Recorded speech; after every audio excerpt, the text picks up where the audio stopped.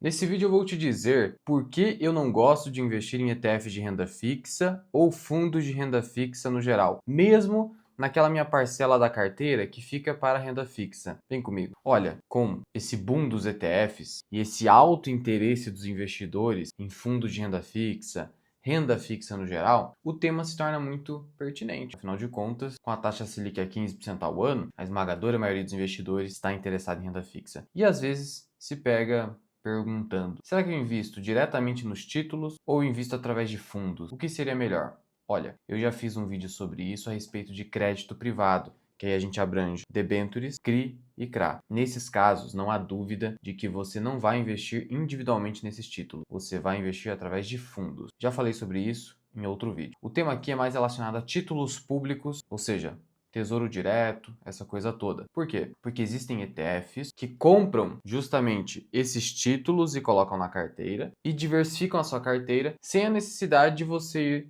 investindo em cada um desses vencimentos. E eu não estou falando aqui de ETFs ou fundos que investem em títulos de curto prazo. Vou dar um exemplo. Tá vendo aqui? Esse ETF, SGOV, esse é um ETF que investe em títulos do Tesouro Americano, só que de curtíssimo prazo, tá vendo aqui, ó, de 0 a 3 meses de vencimento. Não estou falando desse tipo de ETF ou do ETF TFLO, por exemplo. Esses ETFs onde a variação de mercado, a marcação a mercado é ínfima, praticamente insignificante, em relação a eles, tudo bem você investir através de ETFs, especialmente no exterior, reduzindo complexidade. Agora, falando de investimento aqui no Brasil, eu particularmente não gosto da ideia de investir através de ETFs de renda fixa ou fundos de renda fixa para títulos de longo prazo ou até médio prazo, porque ali, como você tem um vencimento maior, e aí a gente chama de uma duration maior da carteira, nesse caso a marcação a mercado é mais intensa. Conforme o tamanho da duration, você vai ter mais marcação a mercado.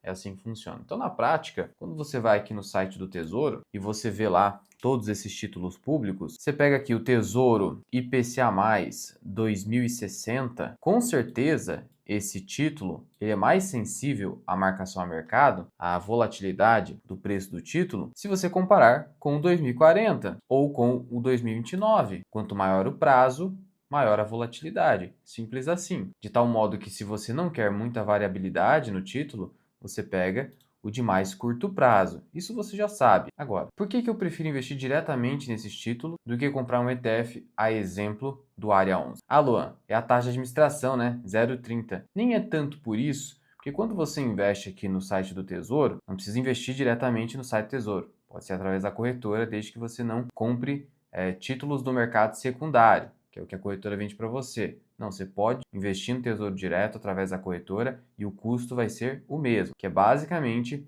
0,2% ao ano de taxa de custódia que a B3 cobra para custodiar os títulos públicos. A B3 te cobra isso, então é um custo inevitável. Mas ainda assim haveria economia. Mas vamos ignorar essa economia, supondo que a taxa de administração aqui fosse de 0,20. Na prática, em termos de custos, teoricamente você não teria diferenciação. Então não é por esse motivo. A grande razão está atrelada ao diferencial da renda fixa em relação à renda variável. Como assim, Luan? Vamos lá. Você não concorda que se eu investir no Tesouro IPCA+ 2040, carregando até o vencimento 2040. Eu sei que, na pior das hipóteses, pensando em título público, onde o risco é soberano, na pior das hipóteses o governo pode simplesmente imprimir moeda para me pagar, eu sei que em 2040 eu vou receber o principal na minha conta, afora os juros acumulados, no caso de um título de acumulação, ou os juros que já foram amortizados em um título com cupom, com juros semestrais. Então o que acontece? Sem considerar o cupom, eu sei que lá no vencimento eu vou receber o principal e os juros acumulados. Simples assim. E o que eu contratei no momento da compra. Se eu comprei IPCA mais 7,38, eu vou ganhar IPCA mais 7,38. Simples assim. Mesmo que eu diversifique a minha carteira, compre o 2040, 2050,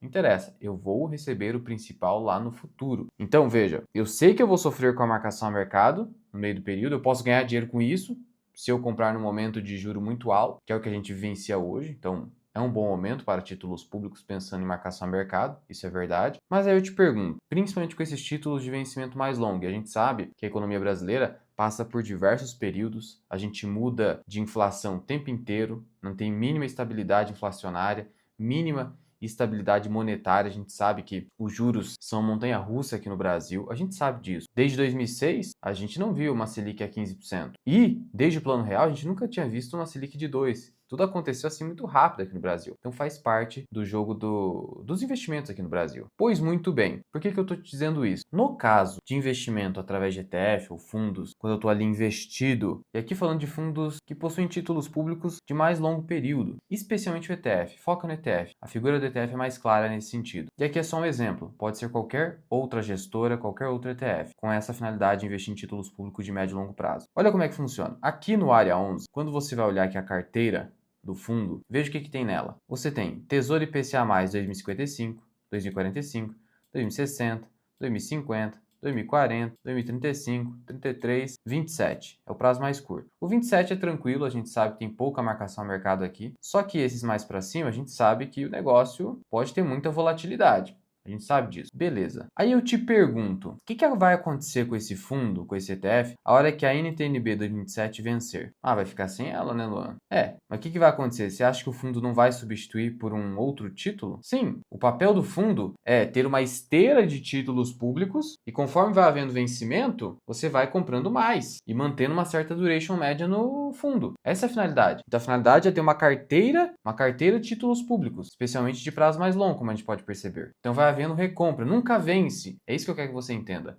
O ETF nunca vence. Já o título público em si vence. Percebe isso? E aí, qual que é a ideia aqui? Se comprando individualmente o título público, eu sei que em algum momento eu vou receber o total contratado mais os juros, eu não preciso ficar me preocupando muito com marcação a mercado, se eu estruturei muito bem a minha carteira. Porque eu sei que, vamos supor que, hoje é um bom momento para marcação a mercado, mas em relação a 2040, a gente vai ter uma situação de juro muito baixo ali em 2030 e alguma coisa. E aí, naquele momento, alguém vai lá e compra título público. Você compra. Vamos supor que você compra. Naquela ocasião, você vai ter um problema com marcação a mercado. Eventualmente vai perder dinheiro. Só que você sabe que no vencimento, você vai ganhar aquilo que você contratou, que para você era suficiente naquele momento. Agora, com ETF de renda fixa, por mais que a carteira do fundo vença, vai tendo vencimento, como o ETF em si não vence, você não tem essa garantia de que vai receber o principal mais os juros contratados. O que você vai receber é a rentabilidade, no caso de um ETF que paga os juros aqui, e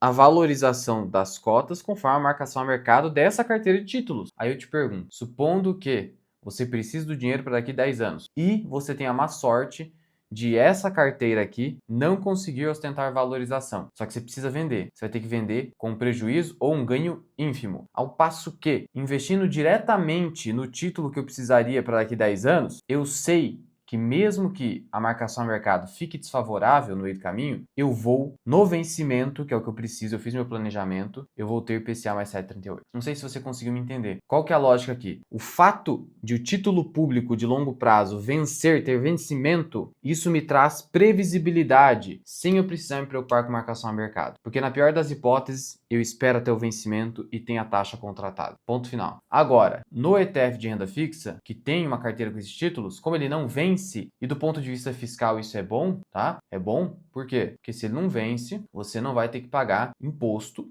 ao que você paga aqui no título quando ele vence, salvo se eu realizar uma venda antecipada. Do ponto de vista fiscal tem esse benefício. Mas, se eu quero dinheiro lá para o futuro, por algum motivo, eu vou ter que contar com a sorte de vender as cotas do ETF com ganhos de marcação a mercado. Percebe isso? Não sei se você conseguiu entender essa lógica. O fato de não vencer a carteira inteira do fundo pode ser uma desvantagem, pensando em marcação a mercado. Mas, do ponto de vista tributário, é bom porque eu só vou pagar imposto o dia que eu precisar vender. Mas, e se quando eu precisar vender for um momento desfavorável? Claro, dentro de uma carteira eu posso estruturar com muito planejamento, onde cabe ali esse tipo de ETF, esse tipo de fundo de renda fixa, tudo bem. Mas eu, particularmente, por conta dessa liberdade, não tenho que me preocupar com isso e me beneficiar da vantagem do título público, que é a alta segurança, com uma rentabilidade que eu já contratei e eu sei que no vencimento eu vou receber, prefiro investir diretamente no título. No passado, eu até me questionava a respeito disso, só que essa clareza mental que eu tenho hoje a respeito dessas duas formas de investimento, eu não estou dizendo que a do ETF está errada, estou dizendo que eu não gosto, por conta desse motivo que eu estou te trazendo aqui nesse vídeo, foi o Peter Lynch. O Peter Lynch me trouxe essa clareza mental ao dizer, olha, fundo de renda fixa, você tem que torcer para a marcação a mercado não desvalorizar o seu investimento. Eu pensei, de fato, realmente, isso é verdade. Mas como eu disse, isso não se aplica a ETFs de curtíssimo prazo, que daí não tem marcação a mercado, não preciso me preocupar com isso agora. Com ETFs de longo prazo, eu preciso me preocupar. Sendo assim, esse é o porém e o que me faz não investir nesses ETFs de renda fixa de mais longo prazo. O fato de não ter vencimento, de a esteira de títulos ser renovada, pode ser uma desvantagem no futuro, na imprevisibilidade, na vicissitude da vida. É basicamente isso. Não tô aqui demonizando nada, estou te dizendo um motivo que talvez para você, Luan, isso aí sei para mim, tudo bem, mas para mim eu vejo como algo que eu dou valor, assim como o Peter Lynch comentou na sua obra. E no caso, foi no livro Batendo o Mercado. E no mais, a questão da taxa de administração, mas tem ali o benefício tributário que compensa isso, já até falei em outro vídeo, então, desde que a taxa de administração não seja muito além da taxa de custódia da B3, está tudo certo. E é o caso aqui do Área 11, então, só para ficar claro que eu não estou falando mal aqui, estou falando